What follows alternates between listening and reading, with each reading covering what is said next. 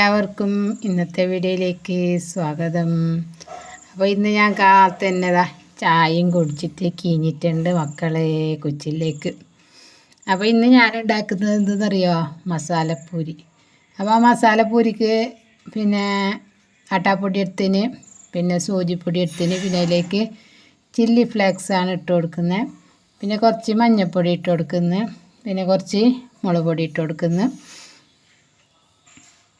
കുറച്ച് മുളക് പൊടി ഇട്ടെങ്കിൽ മതിയാവേ, അല്ലാതെ നല്ലോണം കാരായിപ്പോവും. കാരായെങ്കിൽ തിന്നാനെല്ലാം ടേസ്റ്റ് ഉണ്ടാവും, കറിയൊന്നും വേണ്ടി വരില്ല. പിന്നെ ഇതാ ഉപ്പ്, പിന്നെ ഇതാ ഒരു തണ്ട് കറിച്ചപ്പലല്ലേ ചെറുതായിട്ട് മുറിച്ചിട്ട് കൊടുക്കുന്നു. കറിച്ചപ്പൽ മുറിച്ചിട്ടിട്ട് അതിന് വേണ്ടി വെള്ളവും കൂട്ടിയിട്ട് നല്ല പോലെ മിക്സാക്കിയിട്ട് എടുക്കുന്നു. ഞാൻ ഉണ്ടിയിട്ട് നല്ല ഉണ്ട നമുക്ക് ഉണ്ടാക്കാൻ പാകത്തിന് ഞാൻ ഉണ്ടിയിട്ട് എടുക്കുന്നു. സാധാ വെള്ളം തന്നെ കുളുത്ത വെള്ളം തന്നെ കൂട്ടുന്നത്. കുളുത്ത വെള്ളം കൂട്ടിയിട്ട് അങ്ങ് ഞാൻ ഉണ്ടിയിട്ട് എടുക്കുന്നത് അതിന് വേണ്ടി ഇത്ര. പിന്നെ ഞാൻ ഉണ്ടിയിട്ടെല്ലാം എടുത്ത് ചെറിയ ചെറിയ ബോൾസാക്കിയിട്ടെല്ലാം എടുത്ത് പൂരി ചുട്ടിട്ട് എടുക്കുന്നു.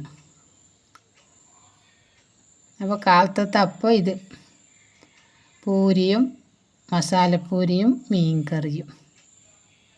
അപ്പോൾ ഇത് ഞാനിങ്ങനെ ബോൾസാക്കി ഉണ്ടാക്കിയിട്ട് കുഴച്ചിട്ടെടുത്ത് ഇനി ചെറിയ ചെറിയ ബോൾസാക്കിയിട്ട് എടുക്കാം.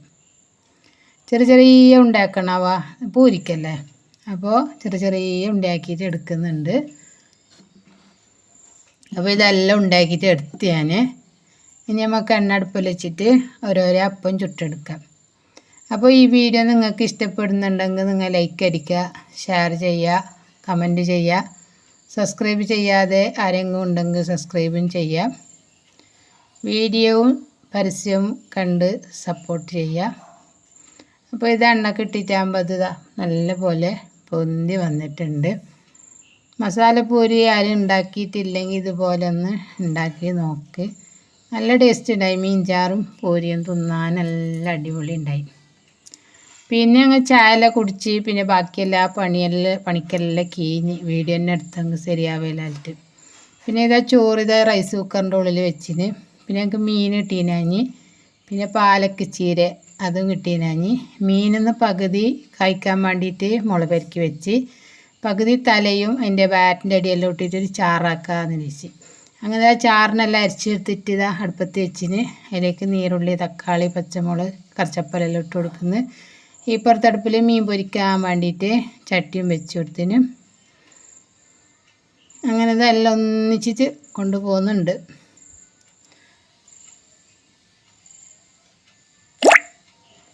അങ്ങനെ ഇതാ മീൻ ഫ്രൈ ആക്കാൻ വേണ്ടിയിട്ട് എണ്ണ ചൂടായിട്ടാകുമ്പോൾ കറിച്ചപ്പല ഇട്ട് കൊടുത്ത്, കറിച്ചപ്പല ആയിട്ടാകുമ്പോൾ അതിൻ്റെ മേലെ മീനും വെച്ച് കൊടുത്ത്.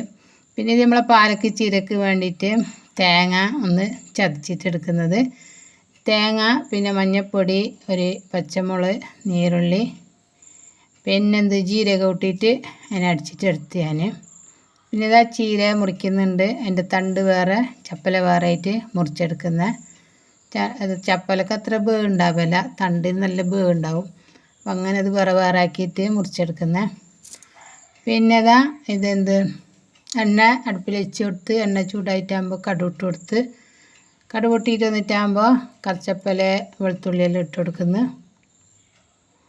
പിന്നെ നമ്മൾ തണ്ട് ഇട്ട് കൊടുത്തിട്ട് ഒന്ന് വേവിച്ചിട്ട് എടുക്കുന്നു.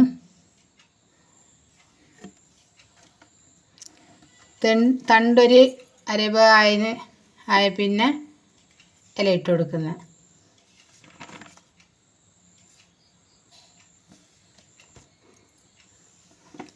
ഇലയും ഇട്ട് കൊടുത്തിട്ട് നമുക്കൊന്ന് മൂടി വെക്കണം.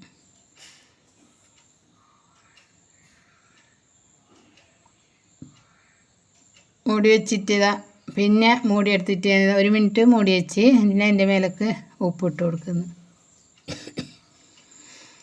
ഉപ്പ് ഇട്ട് കൊടുത്തിട്ടായിട്ട് പിന്നെയും മൂടി വെച്ച് എന്നിട്ടായിട്ട് നിന്ന് ചിള്ളി കൊടുക്കുന്നുണ്ട്.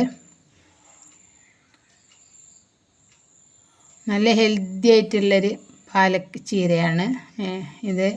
കറി ഉണ്ടാക്കാതെ ആളുണ്ടെങ്കിൽ ഒന്ന് കറിയെല്ലാം വെച്ചിട്ട് കൂട്ടിയിട്ട് നോക്കണം, നല്ല ടേസ്റ്റ് ഉണ്ട്.